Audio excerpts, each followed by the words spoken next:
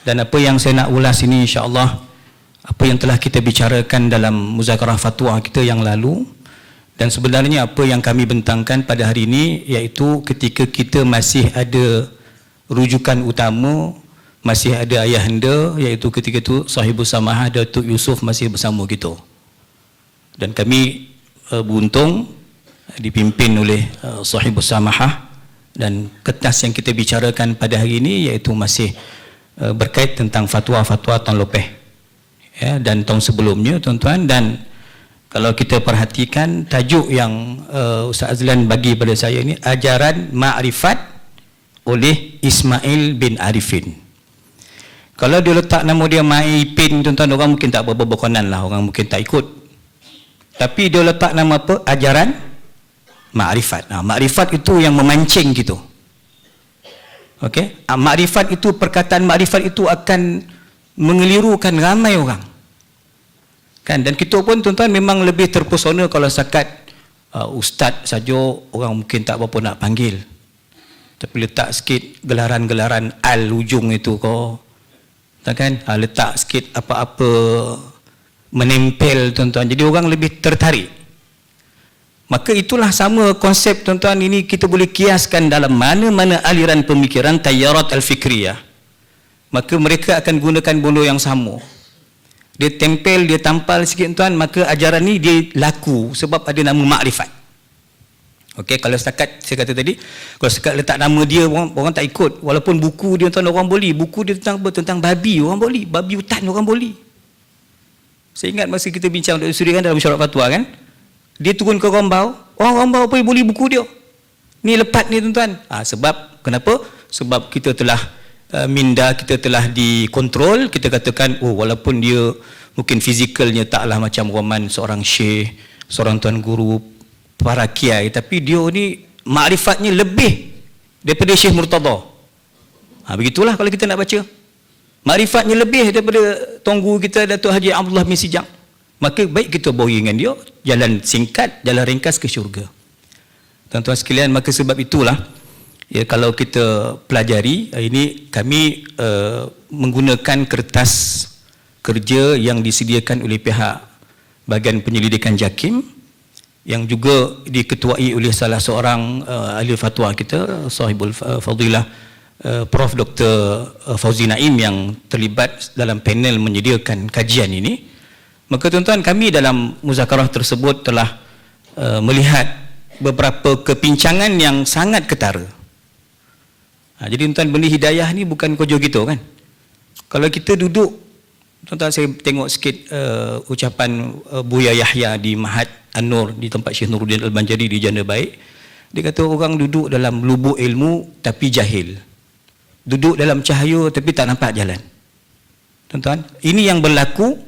Tuan-tuan sekalian, hidayah ni yang terbabit dengan ajaran-ajaran sesat ni bukan kata orang yang tak sekolah, orang kampung yang buta huruf, tak, tetapi orang terpelajar tuan-tuan juga. Walaupun dia khirij graduan Al-Azhar sekalipun, tak kisah mana dia mengaji pun tuan, benda hidayah ni dia tak pilih bulu. Ya tuan-tuan, kesesatan ni akan mengheret sesiapa yang tidak berhati-hati dalam memilih jalan yang benar tuan-tuan. Maka sebab itu, apa yang boleh saya ringkaskan sedikit tentang ajaran makrifat lepat ini tuan-tuan, dia sebut ada 4 sudut yang boleh kita klusterkan tuan-tuan. Antaranya dari sudut akidah. Walaupun pakar akidah kita Dr. Yusri kata nanti dululah kita tak nak tergesa-gesa untuk babitkan konsep hulul ittihad, mujassimah, musyabihah, itu benda yang kita mesti perhalusi betul-betul, tidak semata-mata bergantung dengan kertas kerja. Bahkan memang persetujuan bersama kita nak panggil lepas tu, tapi Ustaz Zalam Kobar dia dah pindah Switzerland, mana? Scotland. Dia dah tak duduk Malaysia. Tuan-tuan, dia tak main Malaysia dah tuan-tuan. Dia dah pergi luar negara betul kan. Jadi tak payahlah panggil dia.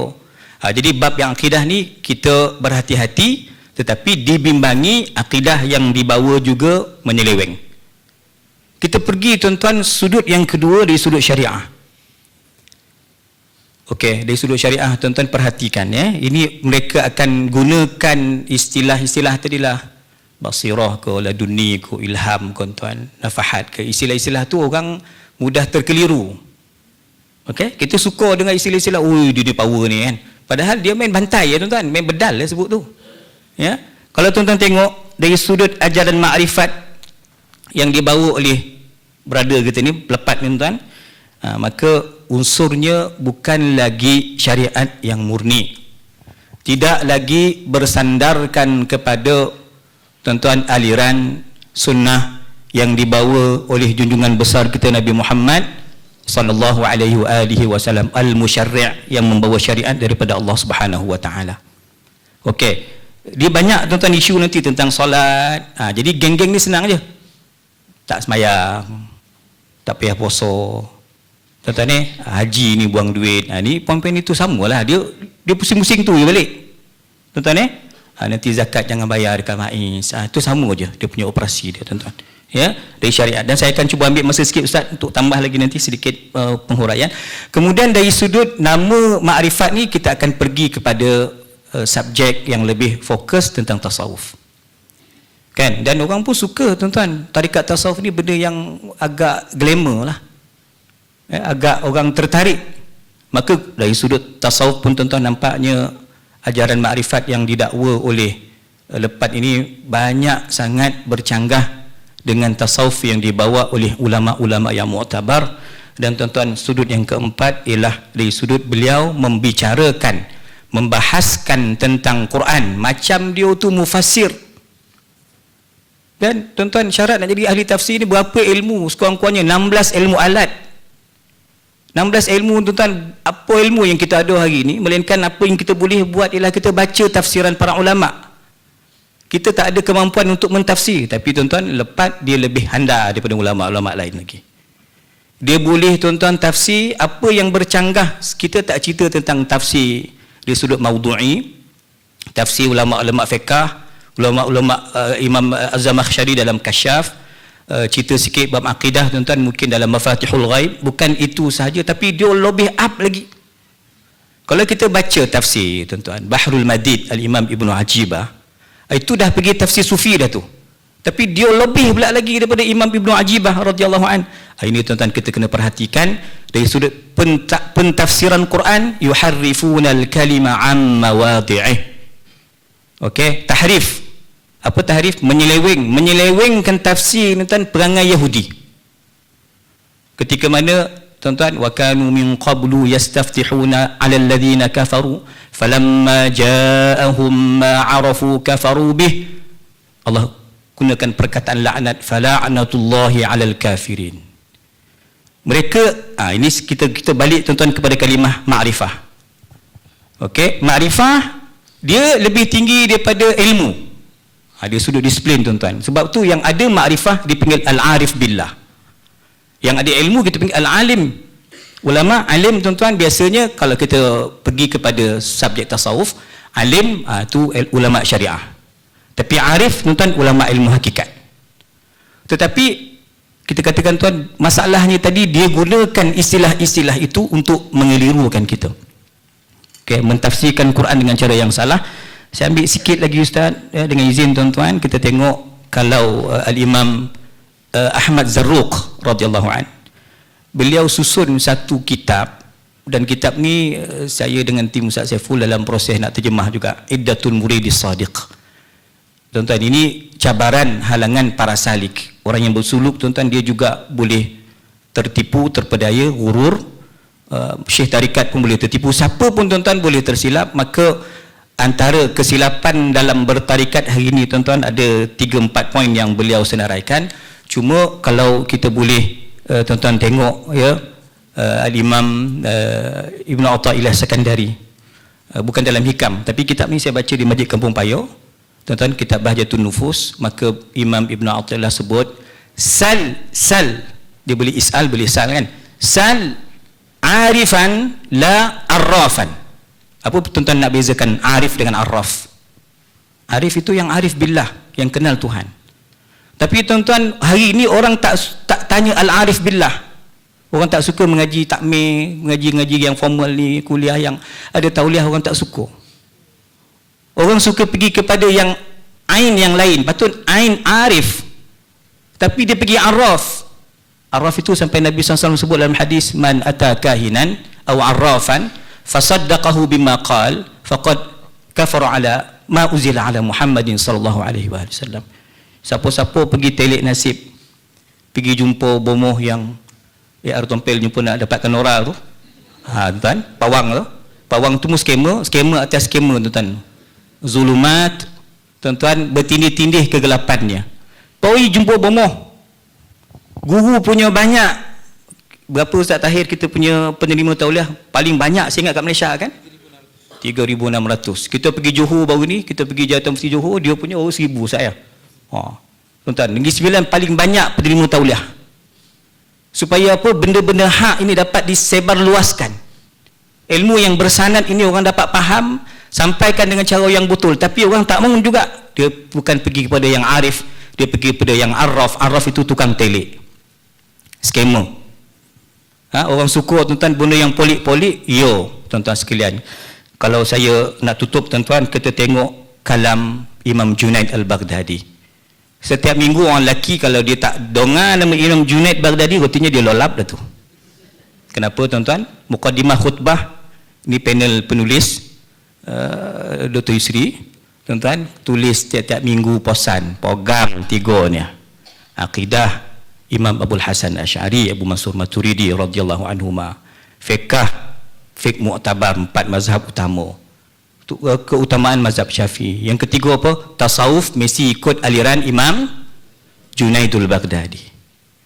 Ada dia sebut nama lepat Ismail Arifin, Al-Arif Billah, tak ada.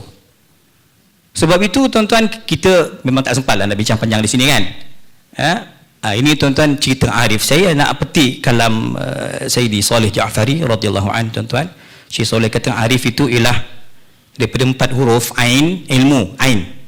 Alif, ain, alif, ittisal wa infisal. Ittisal wa infisal ni Ustaz Syamsul abang saya dia tahulah tu, mad jaiz, mufasil, mad wajib, muttasil. Guru-guru agama, guru-guru Quran kan. Tuan-tuan yang hendak buat tajwid ni tahulah muttasil, mufasil. Tapi dalam istilah arif itu ada ittisal dengan infisal. Arif, ra itu raghbah, keinginan tuan-tuan, kemudian fa itu firar.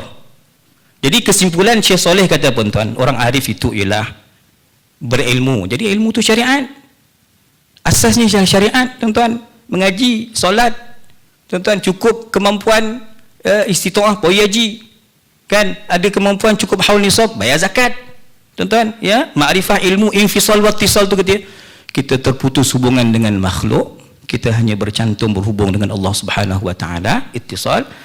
Dan kita fafirru ila Allah, nak lari ke mana tuan-tuan? Lari kepada Allah, menuju kepada Allah.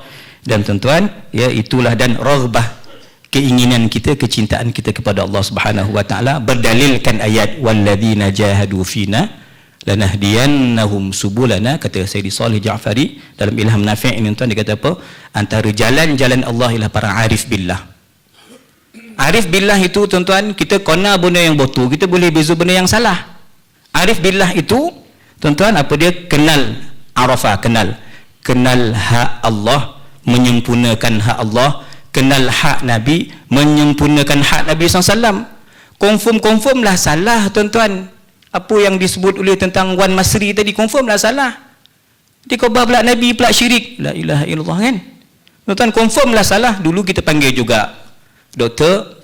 Ismail Kasim, panggil juga tuan-tuan. Kasim Baba tu sama juga dia, macam handa tafsir, macam alim bona, suruh mengaji tak boleh, baca Quran tak pandai kan. Rujukan kitab muktabar mesti kitab muktabar dalam bahasa Arab, bukan bahasa Inggeris, bukan Google. Tapi tak boleh tuan-tuan. Maka Sayyidi Saleh kata apa? Antara jalan Allah itu ialah mengenal, berdamping, bersuhbah, berguru tuan-tuan dengan para ahlillah, para arif billah tuan-tuan. Kenal hak Allah, kenal hak Nabi SAW, kenal hak para wali Allah tuan-tuan. Dan juga kita memenuhi adab hak sesama muslim. Itu baru kata arif. Kalau tidak tuan-tuan, maka sebutlah apa nak sebut, ilmu makrifat ke, ilmu hakikat ke, tarikat ke, tuan, itu semua bercanggah kalau tidak selari dengan apa yang Imam Junaid sebut, tariquna hadha muqayyadun bil kitabi was sunnah. Tarikat kita mesti terikat, kemas dengan Quran hadis. Faman lam yaktub, faman lam yahfazil Qur'ana walam yaktubil haditha falaysa minna. Orang yang tak mengaji Quran, tak belajar hadis, tidak layak dinamakan orang tariqat, tidak layak dinamakan orang yang bertasawuf. Wallahu alam bisawab, tuan-tuan.